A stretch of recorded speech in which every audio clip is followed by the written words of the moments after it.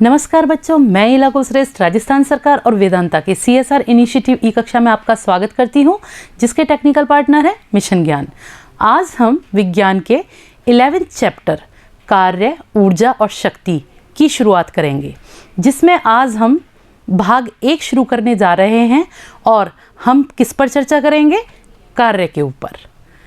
बच्चों, पर कार्य पर चर्चा करें उससे पहले मैं कुछ 9th में पढ़ी गई चीज़ें याद दिलाना चाहूँगी आपको, क्योंकि कार्य जब हम पढ़ेंगे तो वो हमारे काम आएंगी।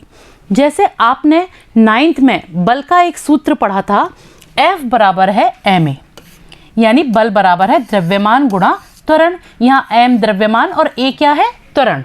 तो बल बराबर ma, यानी F बराबर ma। एक तो आपको ये याद होना चाहिए। दूसरा, यदि हम यहाँ पर गुरुत्वीय बल की बात करें तो वहां पर जो त्वरण होगा वो एक ही जगह कौन सा हो जाएगा? G, जिसे हम गुरुत्वीय त्वरण कहते हैं। तो वहां हमारा बल का सूत्र क्या काम करेगा? F बराबर है mg। m तो द्रव्यमान है ही, और किसका? वस्तु का। और g क्या हो गया? गुरुत्वीय त्वरण। इस g का जो मान होता है वो 9.8 मीटर प्रति सेकंड स्क्वायर होता है। ये गुरुत्वीय त्वरण है और ये एक निश्चित मान है। बहुत सी किताबों में इसे 10 मीटर प्रति सेकंड स्क्वायर भी दे रखा है और बहुत सी जगह पे इसको 9.8 मीटर प्रति सेकंड स्क्वायर भी दे रखा है। तो इसका मान ये निश्चित है। अब इसके बाद हम आते हैं इन दो सूत्रों के बाद कि बल का मात्रक क्या होता है। तो आपने पढ़ा होगा बल का मात्रक क्या था? न्यूटन। कौन सी पद्धति में? MKS पद्धति में। और CGS पद्धति में बल का जो मात्रक होता है वो होता है डाइन।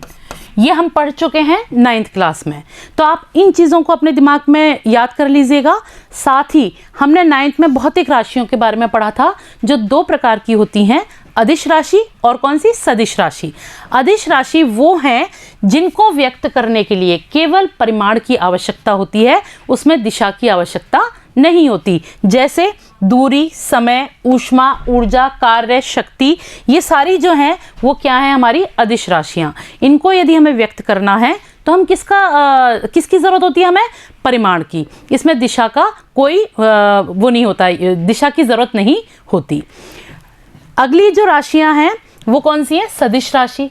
सदिश यानी जिसमें दिशा की भी आवश्यकता है। ऐसी राशियां जिनको व्यक्त करने के लिए परिमाण के साथ साथ दिशा की भी आवश्यकता होती है, जैसे विस्थापन, वेग, बल, संवेग, त्वरण, ये सब क्या है? हमारी सदिश राशियां हैं। जैसे अपन बल लगाते हैं तो अपन बल किस दिशा में लगा रहे हैं, तो बल को व्यक्त करने के लिए हमें दिशा को भी बताना पड़ेगा। तो इस तरह से भौतिक राशियां 2 प्रकार की हैं, अदिश और सदिश। अब इनको हम व्यक्त कैसे करते हैं, यानी इनको हम प्रदर्शित कैसे करेंगे? तो मान लीजिए A कोई आपका परिमाण है, ये कोई राशि है जिसका परिमाण क्या है? A।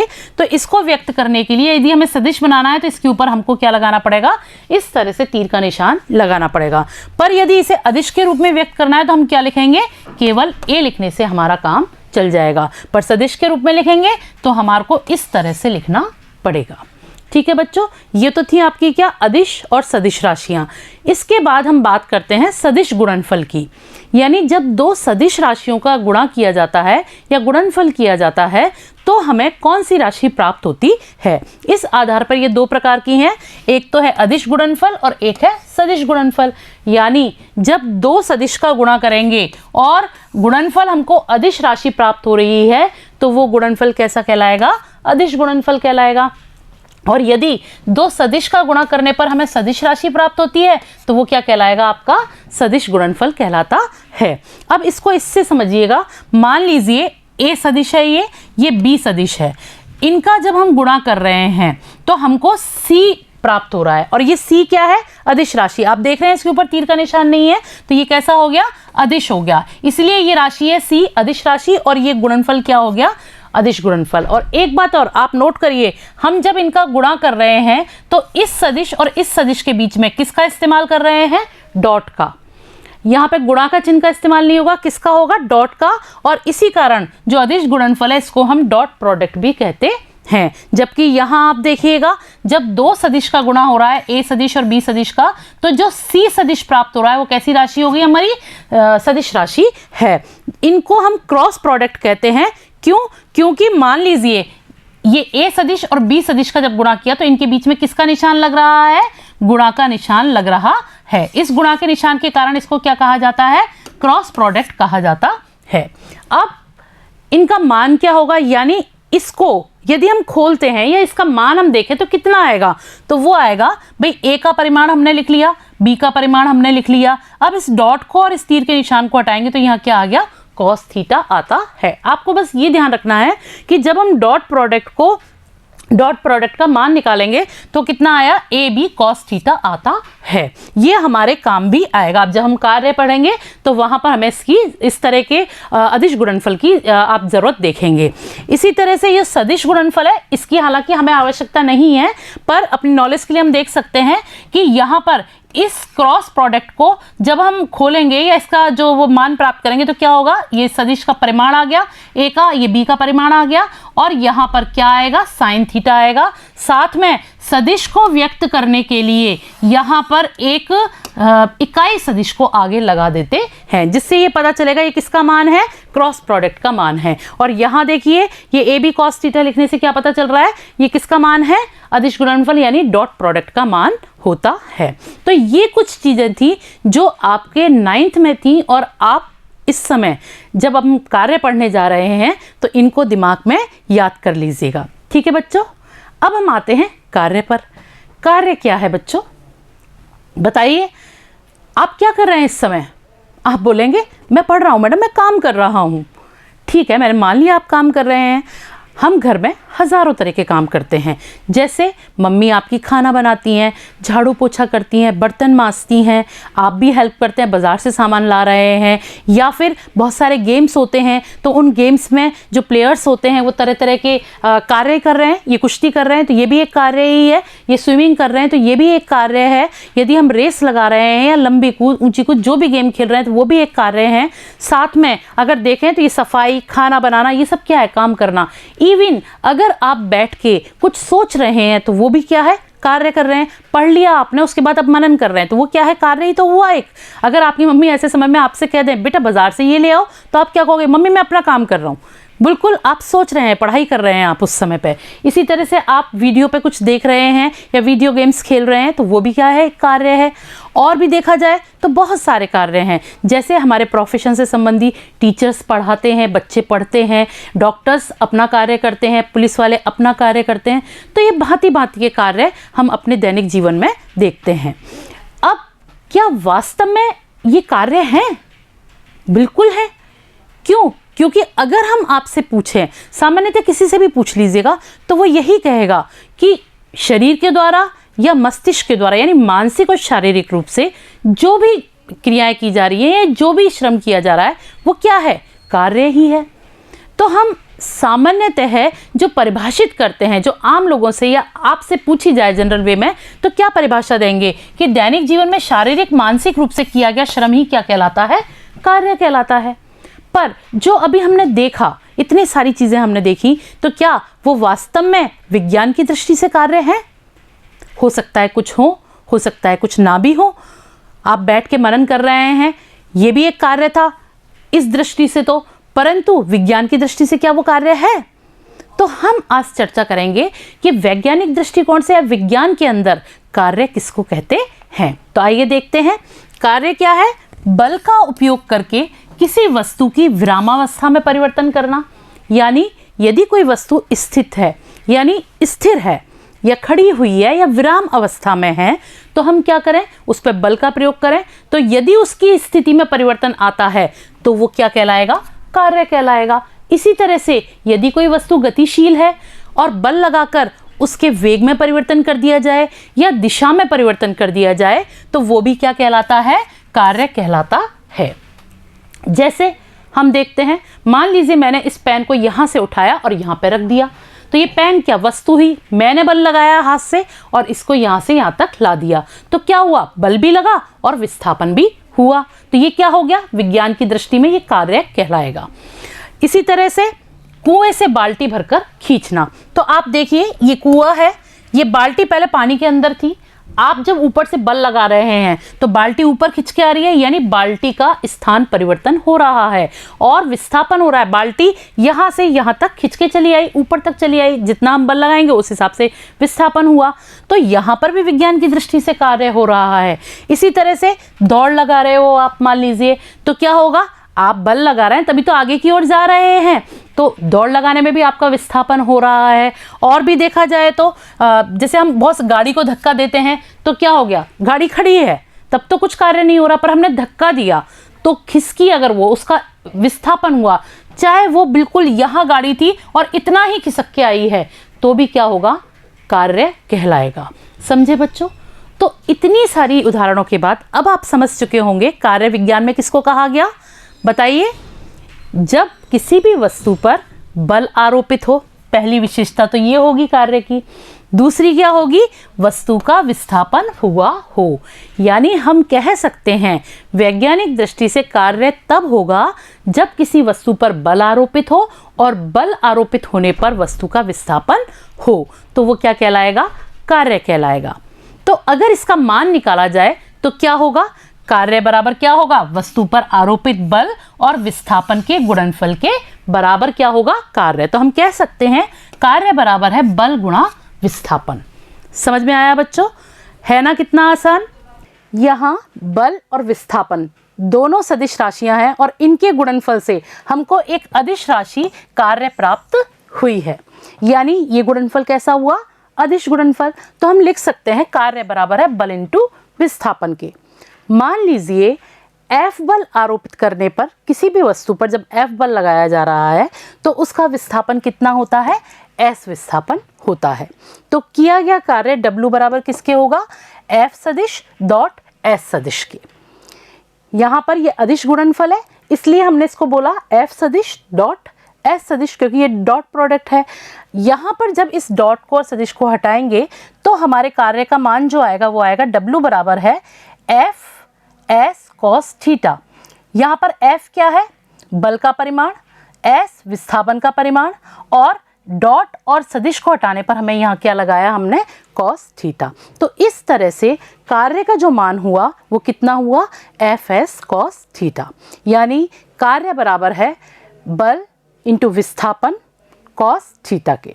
समझे बच्चों? अब किया गया कार्य अलग अलग परिस्थिति में अलग अलग हो सकता है। हम यहाँ दो कंडीशन ले रहे हैं।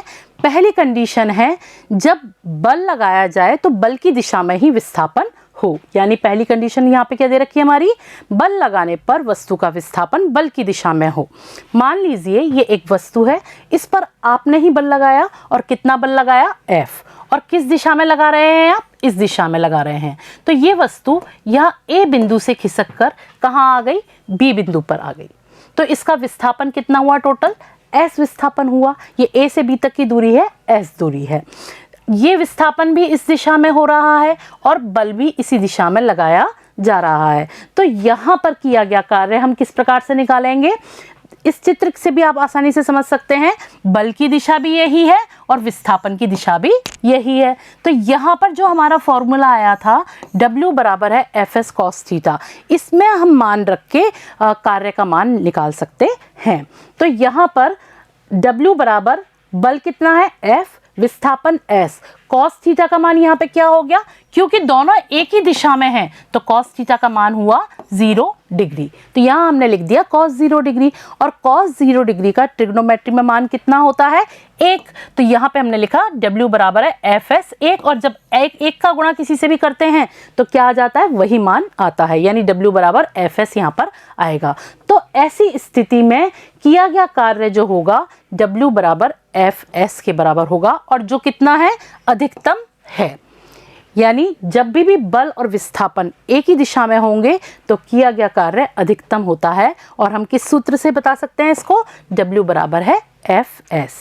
दूसरी स्थिति हमारी आती है जब बल लगाया जाए किसी भी वस्तु पर उसका विस्थापन बल की दिशा में ना हो, यानी बल की दिशा वस्तु के विस्थापन की दिशा से अलग हो, तब किया गया कार्य कितना होगा। तो यहाँ देखिए, इस बच्चे द्वारा इस बॉक्स को खींचा जा रहा है, यानी बल लगाया जा रहा है इस दिशा में और इस बॉक्स का विस्थापन हो रहा है इस दिशा में। तो यहाँ पर जो स्थिति बन रही है वो इस तरह से, ये ट्रायंगल वाली स्थिति बन रही है, यानी अगर देखा जाए तो ये त्रिभुज वाली स्थिति बन गई यहाँ पे हमारी। तो इसको हम इस रेखा चित्र से समझ सकते हैं कि इस दिशा में तो लग रहा है बल और इस दिशा में वस्तु का हो रहा है विस्थापन। तो इनके बीच में ये कोण कितना बन गया, मान लीजिए ये थीटा डिग्री बन गया। अब ऐसी स्थिति में किया गया कार्य किसके बराबर होगा? यहाँ पर बल की दिशा अलग और विस्थापन की दिशा अलग अलग है। तब यहाँ पर हम बल का एक ऐसा घटक ज्ञात करेंगे जिसकी दिशा क्या हो, विस्थापन की दिशा में हो, और उसका गुणा हम विस्थापन से करेंगे तो हमारे कार्य का मान आ जाएगा। यानी हम कह सकते हैं कार्य बराबर हुआ बल का विस्थापन की दिशा में घटक इंटू विस्थापन के गुणनफल के बराबर होता है। समझे बच्चों आप? अब यहाँ पर बल का विस्थापन की दिशा में घटक हमने लिखा F cos थीटा और विस्थापन लिख दिया S। लिख तो दिया, पर ये F cos थीटा यानी जो बल का घटक है ये F cos थीटा किस प्रकार से आया वो हम इस चित्र को देख के समझ सकते हैं बच्चों। आप इस चित्र में देखिएगा, बल है इस दिशा में और विस्थापन है इस दिशा में। हमें बल का वो घटक ज्ञात करना है जो किसकी दिशा में हो, विस्थापन की दिशा में हो। तो यहाँ आप देखिएगा, यदि हम इस पे एक लंब डाल दें तो ये हमारा एक समकोण त्रिभुज हो गया। इस समकोण के सामने वाली भुजा जो है वो क्या है, कर्ण, जिसका मान कितना है, F है। और ये जो विस्थापन है ये क्या है, हमारा आधार, इसका मान क्या है, S है। हमें इस S वाली दिशा पे ही यानी इस आधार पे ही बल का घटक भी ज्ञात करना है। तो इस समकोण त्रिभुज में हमारे पास दो भुजाएं हमको ज्ञात हैं, एक तो आधार और एक कर्ण, और इस आधार पे ही हमें बल का घटक भी ज्ञात करना है। तो आप जानते हो बच्चों कि आपने पढ़ा होगा ट्रिग्नोमेट्री में आधार बटे कर्ण कौन सा फंक्शन है, कॉस थीटा। कौन सा फंक्शन है ये, कॉस थीटा है। अब यदि आधार का मान पे हमें क्या निकाला, आधार पे हमें मान ज्ञात करना है, क्या ज्ञात करना है, बल का घटक। और कर्ण का मान कितना है हमारे पास, F है। ये किसके बराबर है, cos थीटा के बराबर। तो यदि हम F को इधर ले जाएं तो हमारा बल का घटक ज्ञात हो जाएगा हमको। तो यहां पे लिख के बता रही हूं मैं, बल का घटक किसके बराबर हो गया, F cos थीटा के हो गया इसके बराबर। तो यही बात हम कह रहे हैं कि बल के घटक का मान कितना है, F cos थीटा, जो किस दिशा में है, विस्थापन की दिशा में। तो इसीलिए कार्य बराबर किसके हुआ, बल का विस्थापन की दिशा में घटक इंटू विस्थापन के। तो यहाँ पे बल का विस्थापन की दिशा में जो घटक है उसका मान रख दिया हमने F cos थीटा इंटू विस्थापन है ही हमारे पास S। तो कार्य बराबर कितना हो गया, Fs cos थीटा। यानी ये हमारा दूसरा सूत्र आ गया। यदि बल की दिशा वस्तु के विस्थापन की दिशा से अलग है तो किया गया कार्य कितना होगा, W बराबर है Fs cos थीटा। तो आपके पास कार्य के दो सूत्र प्राप्त हुए आपको। यदि बल और विस्थापन की दिशा एक है तो कार्य बराबर किसके है, W बराबर है Fs के। एक सूत्र तो ये है, और दूसरा ये है जब कार्य किसके बराबर होगा, जब बल और विस्थापन दोनों की दिशा अलग अलग होगी तो कार्य किसके बराबर होगा, Fs cos थीटा के बराबर होगा। तो ये हमारी दो कंडीशंस थी जिनमें कार्य का मान हमने ज्ञात किया। अब हम बात करेंगे कार्य के प्रकारों की। कार्य के तीन प्रकार होते हैं बच्चों, धनात्मक कार्य, ऋणात्मक कार्य और शून्य कार्य।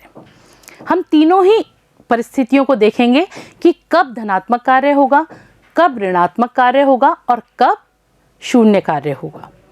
इन तीनों परिस्थितियों के अंदर हम पृथ्वी पर किसी चीज़ को धक्का देते हैं, बल लगाते हैं, खींचते हैं, उस स्थिति में कार्य क्या है वो देखेंगे। साथ में गुरुत्वीय बल के संदर्भ में भी हम ज्ञात करेंगे धनात्मक कार्य कितना होगा गुरुत्वीय बल के संदर्भ में, इसी तरह से ऋणात्मक और शून्य कार्य भी गुरुत्वीय बल के संदर्भ में कितने होंगे। ये चीज़ हम इन तीनों ही प्रकार के कार्यों में देखेंगे। तो सबसे पहले हमने ले लिया धनात्मक कार्य। क्या है भाई, कब होगा, जब बल तथा विस्थापन एक ही दिशा में हो, पहली कंडीशन क्या आई, जब बल और विस्थापन एक ही दिशा में, यानी इस चित्र से देख सकते हैं बल भी इस दिशा में है और विस्थापन भी इस दिशा में है, तो इस स्थिति में किया गया कार्य क्या होगा, धनात्मक होगा। दूसरी स्थिति, यदि बल का घटक विस्थापन की दिशा में हो तो क्रिया का कार्य भी क्या होगा, धनात्मक होगा। जैसे इस चित्र में देख सकते हैं, यहाँ पे बल की दिशा अलग, विस्थापन की अलग है, परंतु बल का घटक जो विस्थापन की दिशा में है और विस्थापन, इन दोनों के गुणनफल के बराबर भी कार्य जो होगा वो भी क्या होगा, धनात्मक होगा। यानी पहली कंडीशन बल और विस्थापन एक ही दिशा में है, दूसरी कंडीशन बल का घटक और विस्थापन एक दिशा में है, तब किया गया कार्य क्या होगा, धनात्मक होगा। ये दो कंडीशंस आ गई। पर यदि हम इसको और भी पहचानना चाहें तो हम थीटा से भी पहचान सकते हैं कि कॉस थीटा का मान कितना होगा जब कार्य क्या होगा, धनात्मक होगा। तो यहाँ पर यदि थीटा 0 के बराबर है या 0 से अधिक पर 90 से कम है, तब भी किया गया कार्य क्या होगा, धनात्मक होगा। यानी क्या कंडीशन बताई, थीटा यदि 0 डिग्री है, जो ये रही हमारी थीटा कितना है, 0 डिग्री है, या फिर क्या है, 0 से तो अधिक है परंतु 90 डिग्री से थीटा का मान कम है, तब उस स्थिति में भी किया गया कार्य क्या होगा, धनात्मक होगा। तो इस बात को हम, जो हमारा कार्य का सूत्र था क्या था, W बराबर है Fs cos थीटा, ये था। इसमें रख के हम ज्ञात करेंगे कि हमारे कार्य का मान धनात्मक आता है या कैसा आता है, ऋणात्मक आता है। तो हमने ये लिया अपना सूत्र, W बराबर है Fs cos थीटा। अब इसके अंदर बल F है, विस्थापन S है, cos थीटा का मान हमने रख दिया 0 डिग्री, क्योंकि हम ये बात कह रहे हैं कि धनात्मक कार्य कब आएगा, जब 0 डिग्री होगा तभी भी आएगा। तो यहाँ पर हमने cos थीटा का मान cos 0 डिग्री रखा। cos 0 डिग्री का आपको पता ही है मान कितना होता है, 1। तो यहाँ पे W बराबर Fs इंटू 1 आ गया। 1 का गुणा जब Fs से किया तो हमारा कार्य का मान कितना आया, W बराबर है Fs। तो यहाँ पर आप देख रहे हैं कार्य कैसा है, धनात्मक। यानी जब भी थीटा का मान 0 डिग्री होगा, किसके बीच में, बल और विस्थापन के बीच में, तो किया गया कार्य हमेशा कैसा होगा, धनात्मक होगा। हमने दूसरी बात और कही कि 0 डिग्री से अधिक हो थीटा का मान और 90 डिग्री से कम हो, तो ऐसी स्थिति में भी कार्य क्या होगा, धनात्मक। तो बच्चों, आप जहां हम थीटा का मान 0 डिग्री रख रहे हैं, वहां पर यदि हम 90 डिग्री से कम किसी भी प्रकार का एंगल ले लें, चाहे 30 डिग्री ले लें, 45, 60, 50, 75, कितने भी डिग्री का ले लें, वहां पर ये किया गया कार्य क्या आएगा, धनात्मक आएगा। क्योंकि आप सब अपनी ट्रिग्नोमेट्री की टेबल में देखा होगा आप सबने, या आप देखिएगा इस चीज़ को कि 90 डिग्री कॉस थीटा का जो मान है, उससे कम जितने भी कोण हैं, कॉस थीटा के 90 डिग्री से कम वाले जितने भी कोण हैं, उन सब के मान कैसे होते हैं, धनात्मक होते हैं। जैसे 0 डिग्री का मान जो 1 है, धनात्मक है, इसी तरह से 90 डिग्री से कम वाले जितने भी कोण हैं, उन सब के मान भी क्या हैं, धनात्मक। तो जब धनात्मक मान का गुणा हम इस बल और विस्थापन के गुणनफल से करेंगे, तो यहाँ पे किया गया कार्य भी हमारा क्या आ जाएगा, धनात्मक आएगा। ठीक है बच्चों, तो इस तरह से यहाँ पे हमने देखा सूत्र में मान रख के भी कि कार्य किस प्रकार से धनात्मक आ रहा है। हमेशा ध्यान रखिए, जब भी धनात्मक कार्य होगा तो बल जो होता है वो वस्तु को ऊर्जा प्रदान करता है। यानी मैंने किसी चीज़ को धक्का लगाया तो मैंने बल लगाया, तो मेरे द्वारा लगाया गया जो बल है वो उस वस्तु को ऊर्जा प्रदान करेगा। तो ऐसी स्थिति में वस्तु अगर स्थिर है तो गतिमान हो जाएगी, यदि वो गतिशील है तो उसका वेग क्या हो जाएगा, बढ़ जाता है। ठीक है बच्चों, अब हम कुछ उदाहरण ले लेते हैं। जैसे जब कोई व्यक्ति गेंद को उछालता है तो किया गया कार्य किसके द्वारा, व्यक्ति द्वारा धनात्मक होता है। किस प्रकार से, इसको हम इस चित्र से समझेंगे। मान लीजिए ये एक बच्चे ने बॉल को ऊपर उछाला, तो बॉल ने किस दिशा में विस्थापन किया, इस दिशा में, यानी ऊपर की ओर विस्थापित हुई। और इस बच्चे के द्वारा जो हाथों से बल लगाया गया है वो भी किस दिशा में लगाया गया है, ऊपर की दिशा में। तो इन दोनों को देखिएगा आप, दोनों की दिशा क्या है, समान है, यानी ऊपर की ओर जा रही हैं दोनों, एक ही दिशा में है बल और विस्थापन। तो यहाँ पर थीटा कितना हो जाएगा, 0 डिग्री होगा, जिसके कारण किया गया कार्य कैसा हो जाएगा, धनात्मक होगा। इसी तरह से आप इस चित्र को देख सकते हैं, ये बॉक्स को खींच रहा है और जिस दिशा में बॉक्स खींच रहा है उसी दिशा में क्या हो रहा है, विस्थापन हो रहा है। तो ऐसी स्थिति में भी किया गया कार्य क्या होगा, धनात्मक होगा। ये तो था पृथ्वी की सतह पर जब हम किसी चीज को धक्का देते हैं, बल लगाते हैं, तब किया गया कार्य कितना है।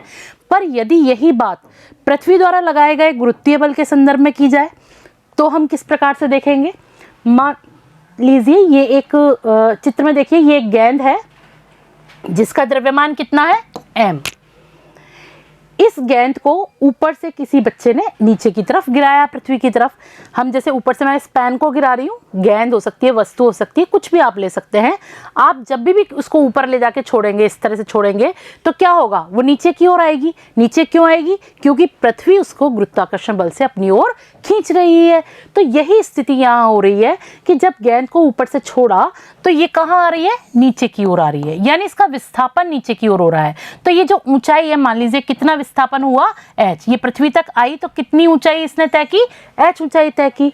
अब ये नीचे की ओर क्यों आ रही है, क्योंकि पृथ्वी जो है वो इस केंद्र से इस पर गुरुत्वाकर्षण बल लगा रही है, जो कितना है, F। यानी ये जो गुरुत्वाकर्षण बल हुआ, F किसके बराबर हुआ, द्रव्यमान गुणा त्वरण के। तो ये हो गया हमारा F बराबर है mg। ये आप पढ़ चुके हैं, मैंने शुरू में बताया था इस चीज को। तो यहाँ पर पृथ्वी द्वारा लगाया गया बल कितना है, mg, और ये भी किस दिशा में है, नीचे की तरफ, और वस्तु का विस्थापन भी किधर हो रहा है, नीचे की तरफ हो रहा है। और कितनी ऊंचाई पे हुआ, h ऊंचाई से हुआ। तो यहाँ पर किया गया कार्य कितना होगा, ये भी हम सूत्र में मान रख के देखते हैं। मान लीजिए ये सूत्र W बराबर Fs cos थीटा।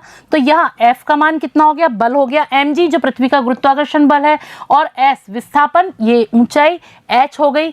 और यहाँ cos थीटा कितना होगा, क्योंकि दोनों की दिशा एक ही है, तो cos थीटा का मान भी क्या हो जाएगा, 0 डिग्री हो जाएगा। तो यहाँ पर W बराबर mgs cos 0 डिग्री आया। cos 0 डिग्री का मान कितना होता है, एक का गुणा mgs से करोगे तो मान आ गया mgh, यानी W बराबर mgh। कार्य कैसा होगा, धनात्मक होगा और अधिकतम होगा। ठीक है बच्चों, तो ये तो है हमारा क्या, धनात्मक कार्य।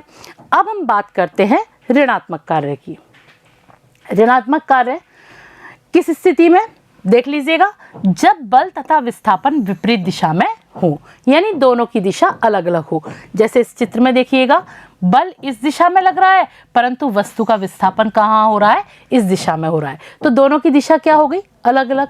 ऐसी स्थिति में किया गया कार्य कैसा होगा, ऋणात्मक होगा। क्यों, क्योंकि यहाँ पर जो कोण बन रहा है वो कितना बन रहा है, 180 डिग्री का बन रहा है। हम बाद में बात करेंगे इस संदर्भ में। अभी इतना ध्यान रखिए कि F इस दिशा में है और S इस दिशा में, यानी बल और विस्थापन की दिशा अलग अलग है, विपरीत है। दूसरी स्थिति क्या हो सकती है, बल का घटक विस्थापन की विपरीत दिशा में हो, तो कार्य कैसा होगा, ऋणात्मक होगा। वो आप इस चित्र से समझिए। मान लीजिए बल तो इस दिशा में है और विस्थापन किस दिशा में है, इस दिशा में है। तो यहाँ पर बल का घटक जब हम निकालेंगे तो विस्थापन की दिशा में नहीं, वो किस दिशा में होगा, देखा जाए तो इसके विपरीत दिशा में होगा। किसके, विस्थापन के विपरीत दिशा में, क्योंकि ये जो एंगल बना, अब ये क्या हो गया, कण, और ये हो गया आधार। इस दिशा में क्या है, बल का घटक है।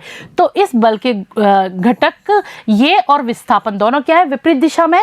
ऐसी स्थिति में किया गया कार्य भी क्या होगा, ऋणात्मक होगा। तो यहाँ पे हमने दो बातें बताई, बल तथा विस्थापन विपरीत दिशा में हो तो किया गया कार्य ऋणात्मक होगा। साथ ही यदि बल का घटक विस्थापन की विपरीत दिशा में, जैसा कि इसमें दिखाई दे रहा है, विस्थापन इधर और बल का घटक इस दिशा में, तो बल का घटक विस्थापन की विपरीत दिशा में हो तब भी किया गया कार्य क्या होगा, ऋणात्मक होगा। ये दोनों कंडीशंस हैं। अब यदि थीटा के हिसाब से देखा जाए तो कब होगा, यहाँ पर यदि थीटा का मान 90 डिग्री से अधिक, 180 डिग्री के बराबर या 180 डिग्री से कम होगा, तब किया गया कार्य क्या होगा, ऋणात्मक होगा। फिर से देख लीजिए क्या कंडीशन है, जब थीटा का मान 90 डिग्री से अधिक हो या फिर 180 डिग्री हो और 180 डिग्री से कम हो थीटा का मान, तब क्या होगा, किया गया कार्य ऋणात्मक होगा।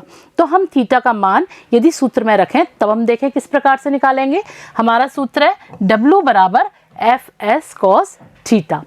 इस स्थिति में बल तो F हो गया, विस्थापन S हो गया। यदि cos थीटा 180 डिग्री रखा तब इस cos 180 डिग्री का मान जो होता है -1। अब -1 का गुणा जब आप इससे करेंगे तो क्या आ जाएगा यहाँ पे -FS, यानी किया गया कार्य हमारा कैसा आया, ऋणात्मक आया। यही बात हमने कही थी कि यदि थीटा का मान कितना है 180 के बराबर होगा तो भी किया गया कार्य कैसा होगा, ऋणात्मक होगा। दूसरी बात हमने ये कही कि 90 डिग्री से अधिक हो और 180 से कम हो तो भी किया गया कार्य क्या होगा, ऋणात्मक होगा।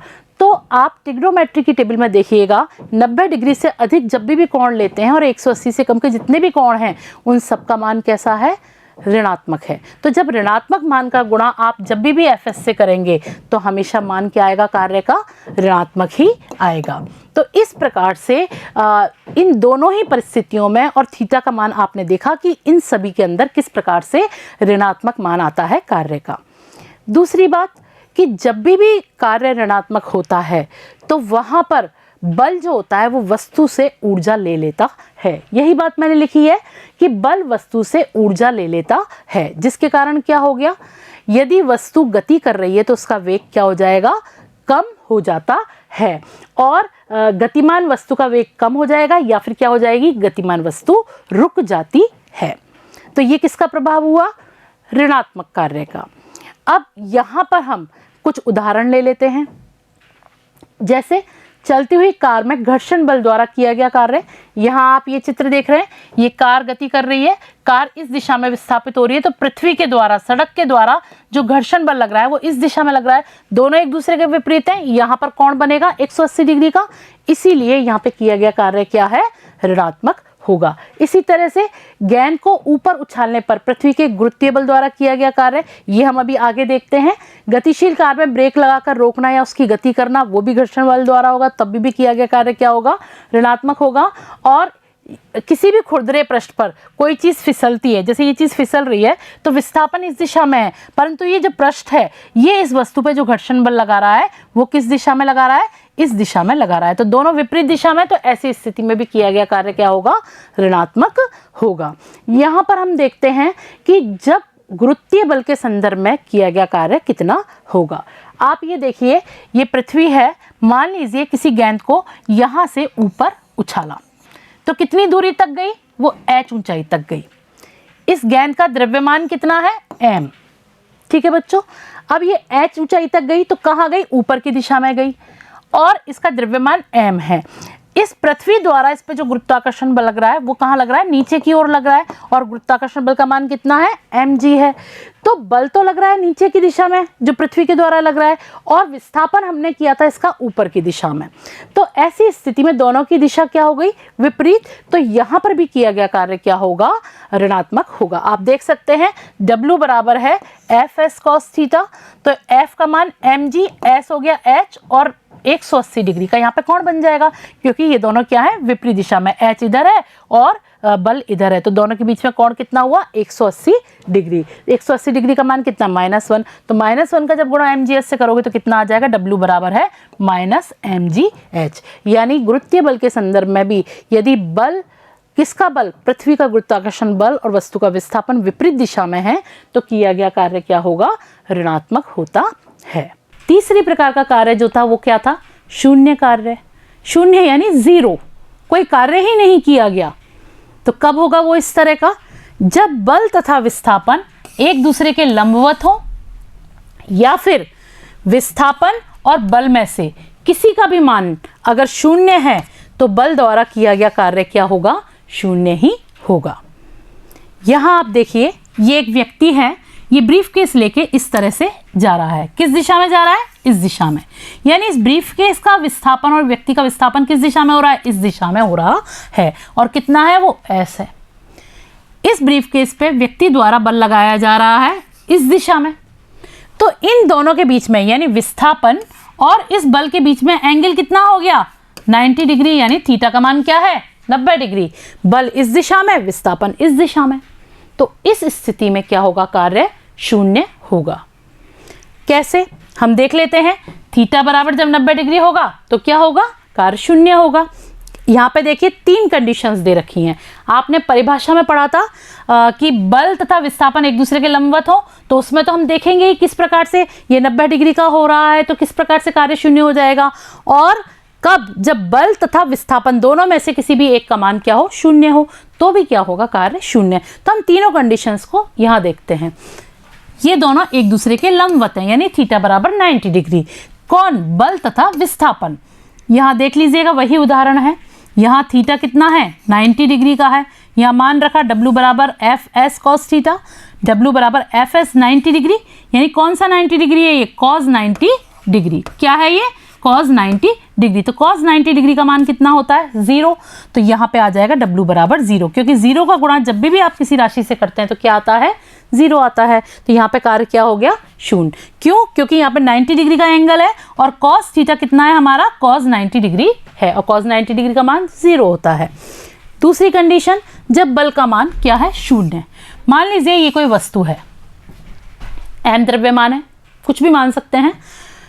इस वस्तु पे यदि हम गुरुत्वीय बल की बात ना करें, उसको ना देखें, उसके बारे में हमें बात नहीं करनी, पर यदि इस वस्तु को इधर भी 5 न्यूटन से खींचा जा रहा है और इधर भी 5 न्यूटन बल से खींचा जा रहा है, तो क्या होगा, वस्तु टस से मस नहीं होगी, वहीं की वहीं स्थिर रहेगी।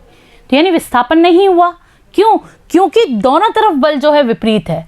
तो अगर 5 न्यूटन इधर और 5 न्यूटन इधर, तो बल क्या हो गया, शून्य। तो ऐसी स्थिति में भी आप देखिएगा, जब बल का मान क्या होगा, शून्य होगा, तो यहाँ पर विस्थापन भी s की जगह क्या हो जाएगा, शून्य हो जाएगा। तो जब शून्य है तो ये पूरा मामला क्या हो जाएगा, कार्य बराबर शून्य, क्योंकि शून्य का गुणा किसी से भी करोगे तो क्या आएगा, शून्य आता है।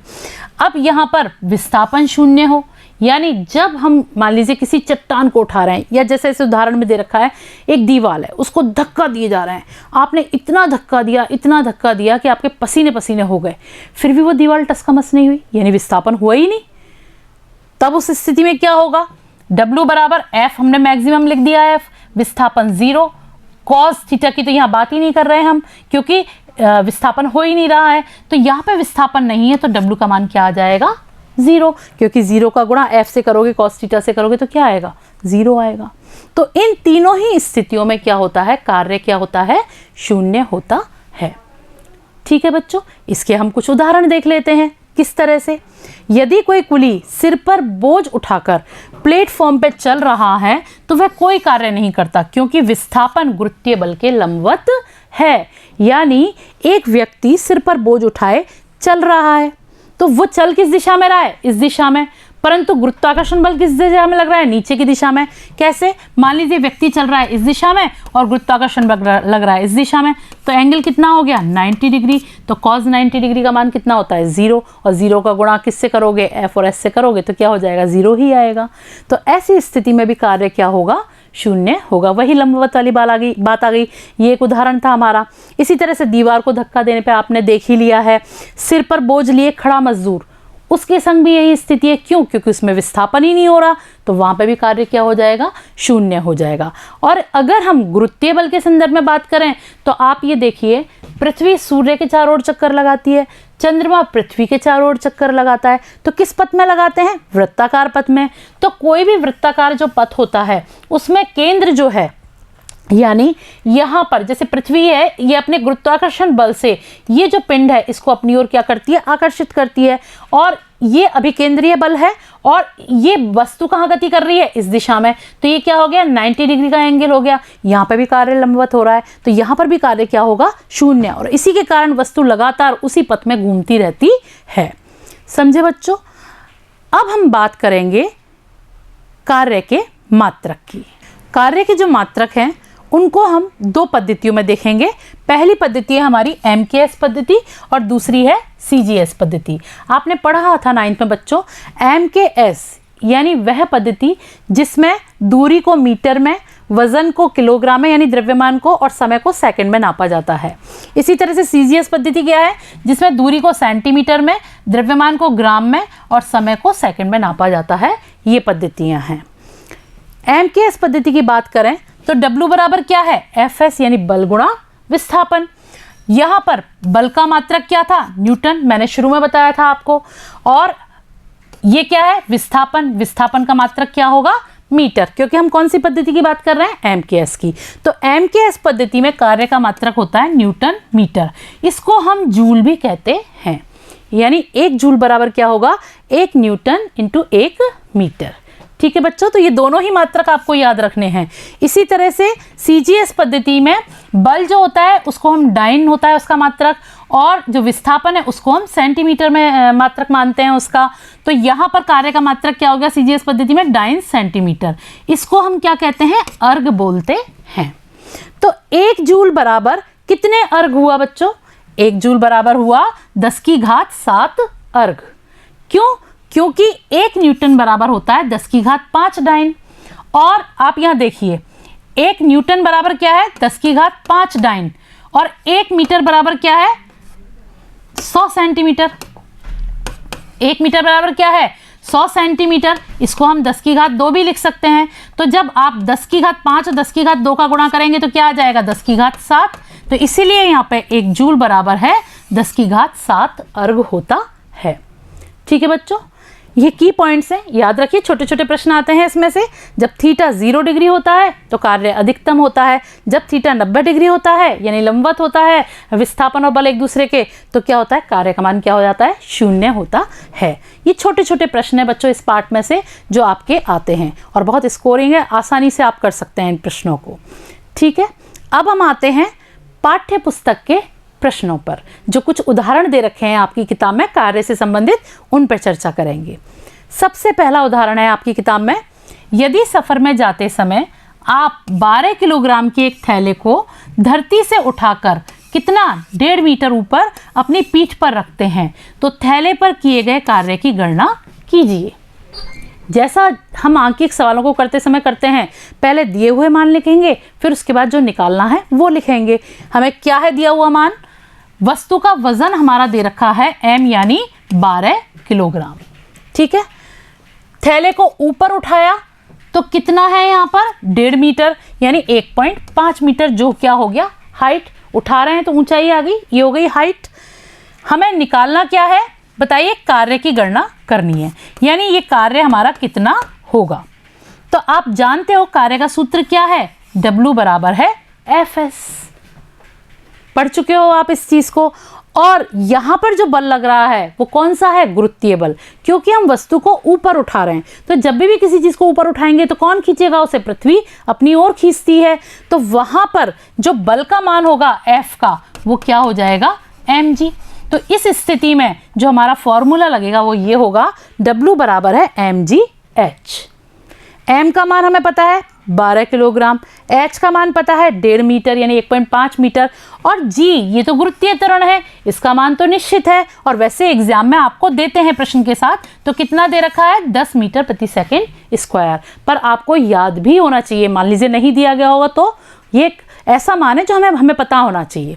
तो यहाँ पर इन तीनों के मान इस सूत्र में रख देंगे हम लोग।